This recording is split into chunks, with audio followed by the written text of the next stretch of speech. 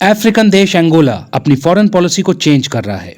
China के ऊपर अपनी डिपेंडेंस को कम करके अपनी पार्टनरशिप्स को डाइवर्सिफाई कर रहा है। 2023 में एंगोलन प्रेसिडेंट की यूएस विजिट, 2024 में यूएस प्रेसिडेंट की एंगोला विजिट और 2025 में एंगोलन प्रेसिडेंट की इंडिया विजिट इसके प्रमाण हैं। 1975 तक एंगोला पोर्टुगल की कॉलोनी था। 1975 में ये देश आज़ाद हुआ। इसके बाद एंगोला में सिविल वॉर हो गया जो लगभग 3 दशकों तक चला। फाइनली 2002 में जाके सिविल वॉर खत्म हुआ, जिसके बाद देश का रिकंस्ट्रक्शन चालू हुआ। पोस्ट वॉर रिकंस्ट्रक्शन में चाइना ने एंट्री मारी और यहां से चाइना के एंगोलन मॉडल की शुरुआत हुई। एंगोलन मॉडल, जिसके तहत चाइना नेचुरल रिसोर्सेज के बदले इंफ्रास्ट्रक्चर प्रोजेक्ट्स को फंड करता है। इसी मॉडल के तहत चाइना ने एंगोला के साथ लॉन्ग टर्म ऑयल सप्लाई के कॉन्ट्रैक्ट सिक्योर कर लिए और बदले में एंगोला को इंफ्रास्ट्रक्चर डेवलपमेंट के नाम पर मैसिव लोन्स बांटे। हर तरफ से चाइना का ही फायदा हुआ। इसी का नतीजा है कि आज एंगोला $45 बिलियन के चाइनीज कर्जे के तले दबा हुआ है। इन प्रोजेक्ट्स को चाइनीज कंपनीज ने बनाया और इन प्रोजेक्ट्स में चाइनीज लेबर का इस्तेमाल किया गया। मतलब लोकल एम्प्लॉयमेंट जनरेट नहीं हुआ और एंगोला में कैपेसिटी बिल्डिंग नहीं हुई। सारा काम चाइनीज कंपनीज और चाइनीज लेबर ने किया। तो ये कहना गलत नहीं होगा कि बहुत से अन्य देशों की ही तरह एंगोला भी चाइना की ऑयल एंड डेट डिप्लोमेसी का शिकार बना, चाइना की नियो कॉलोनियल इकोनॉमिक प्रैक्टिसेस का विक्टिम बना। इसलिए एंगोला अब चाइना के ऊपर अपनी ओवर रिलायंस को कम करना चाहता है। ओवर द ईयर्स अफ्रीका में चाइना का इन्फ्लुएंस इंक्रीज हुआ है। चाइना अफ्रीकन कॉन्टिनेंट का लार्जेस्ट ट्रेडिंग पार्टनर है। वो खास तौर पर अफ्रीका के रिसोर्स कॉरिडोर्स में अपनी प्रेजेंस बढ़ाना चाहता है। अपने बेल्ट एंड रोड इनिशिएटिव के जरिए चाइना ने अफ्रीका में हैवी इन्वेस्टमेंट्स किए हैं। कई रेलवेज, पोर्ट्स और एनर्जी प्रोजेक्ट्स को फंड किया है। बिकॉज रिसोर्स एक्सट्रैक्शन के लिए कनेक्टिविटी तो बढ़ानी पड़ेगी। सूडान का डकार पोर्ट, घाना का टेमा पोर्ट, ट्यूनीशिया का जार्जिस पोर्ट, केन्या, टेंजानिया में पोर्ट्स कुछ उदाहरण हैं। फिर चाइना के मिलिट्री एम्बिशन से सभी भलीभांति परिचित हैं। अपना मैरीटाइम कंट्रोल बढ़ाने के लिए चाइना रीजन में मिलिट्री बेसेस भी बनाना चाहता है। जिबौती में ऑलरेडी चाइना का मिलिट्री बेस है और एंगोला के अटलांटिक कोस्ट पर भी चाइना एक नेवल बेस बनाना चाहता है। कुल मिलाकर चाइना रीजन में अपनी स्ट्रेटेजिक डेप्थ इंक्रीज करना चाहता है। डेट ट्रैप डिप्लोमेसी के जरिए देशों के रिसोर्सेज को कंट्रोल करना चाहता है। एंगोला जैसे बहुत से देश इस खेल को समझ रहे हैं, आवश्यक कदम उठा रहे हैं। आज एंगोला न केवल अपनी एक्सटर्नल पार्टनरशिप्स को डाइवर्सिफाई कर रहा है, बल्कि अपनी इकोनॉमी को भी डाइवर्सिफाई कर रहा है। एंगोला के एक्सपोर्ट्स का 90% से भी ज्यादा ऑयल होता है।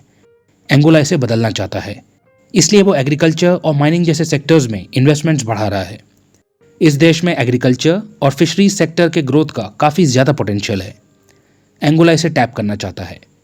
एंगोलन प्रेसिडेंट की इंडिया विजिट के दौरान भारत और एंगोला ने मेडिसिन और कल्चर के साथ साथ एग्रीकल्चर सेक्टर में भी अग्रीमेंट साइन किए। एंगोला अपनी रिसोर्स वेल्थ के लिए जाना जाता है। ऑयल एंड नेचुरल गैस और डायमंड्स के अलावा इस देश में कॉपर, कोबाल्ट और लिथियम के भी लार्ज डिपॉजिट्स हैं। ये क्रिटिकल मिनरल्स, बैटरीज और रिन्यूएबल एनर्जी में बहुत ज़्यादा इंपॉर्टेंट हैं।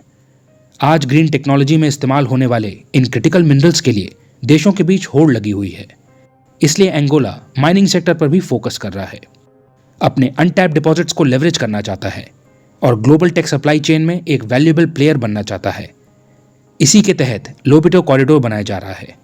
यह एंगोला के लोबिटो पोर्ट को जाम्बिया और democratic Republic of the Congo के मिनरल रिच रीजन से कनेक्ट करेगा। जाम्बिया और डीआरसी लैंडलॉक्ड कंट्रीज हैं। लोबिटो कॉरिडोर से इन देशों के मिनरल्स की एक्सेसिबिलिटी बढ़ेगी और कॉपर, कोबाल्ट और लिथियम जैसे क्रिटिकल मिनरल्स की एक रेजिलिएंट सप्लाई चेन सिक्योर की जा सकेगी।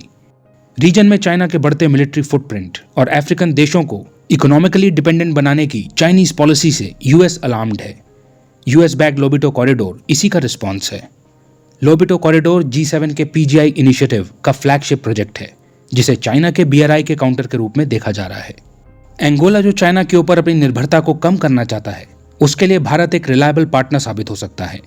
भारत और एंगोला के डिप्लोमेटिक रिलेशंस को 40 साल पूरे हो चुके हैं। दोनों देश एंटी कॉलोनियल सॉलिडारिटी शेयर करते हैं, तो न्यू कॉलोनियल इकोनॉमिक प्रैक्टिसेस के अगेंस्ट दोनों देश साथ आ सकते हैं। एंगोला की तरफ से पॉजिटिव सिग्नल्स भी आ रहे हैं। 4 दशकों में पहली बार किसी एंगोलन हेड ऑफ स्टेट ने भारत विजिट किया है। एंगोला भारत के इंटरनेशनल सोलर अलायंस का 123rd मेंबर बन चुका है। भारत भी एक्टिवली इंडियन ओशन रीजन और उसके बियॉन्ड अपना एंगेजमेंट बढ़ा रहा है। भारत ने डिफेंस प्रोक्योरमेंट के लिए एंगोला को $200 मिलियन की लाइन ऑफ क्रेडिट दी है। ऐसा करके भारत ने रीजन में सिक्योरिटी पार्टनर का महत्वपूर्ण रोल प्ले करने के संकेत दे दिए हैं। भारत ने अपनी G20 प्रेसिडेंसी के दौरान अफ्रीकन यूनियन को G20 मेंबर बनवाने में महत्वपूर्ण भूमिका निभाई थी। एंगोला इस समय पर उसी अफ्रीकन यूनियन का चेयरमैन है। एंगोला एक रिसोर्स रिच नेशन है और उसके पास अटलांटिक ओशन की स्ट्रेटेजिकली इंपॉर्टेंट कोस्ट लाइन है। भारत एक राइजिंग पावर है, फास्टेस्ट ग्रोइंग मेजर इकोनॉमी है और ह्यूज मार्केट और स्ट्रेटेजिक ज्योग्राफिकल लोकेशन की वजह से भारत की इंपॉर्टेंस बहुत ज्यादा है। ऐसे में भारत और एंगोला अपने टाई स्ट्रेंथन करके साउथ साउथ कोऑपरेशन की बेहतरीन मिसाल पेश कर सकते हैं।